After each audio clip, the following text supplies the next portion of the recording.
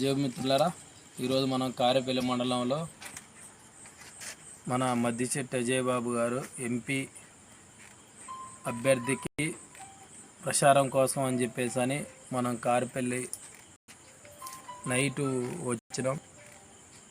సుమారు 10:30 గంటలకి మా రథం ఆగిపోయింది. అప్పటి నుంచి సుమారు ఇప్పుడు టైం వచ్చేసి 4 గంటలు అవుతుంది. ఒక్క వెహికల్ కూడా లేదు.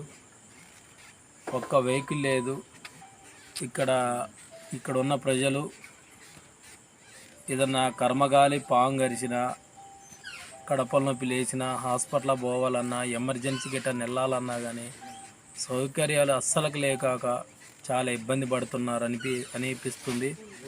ఈ 76 స్వాతంత్రం ఎవరికి స్వాతంత్రం వచ్చిందనేది నాకు ఈరోజు కళ్ళగా కనపడుతుంది.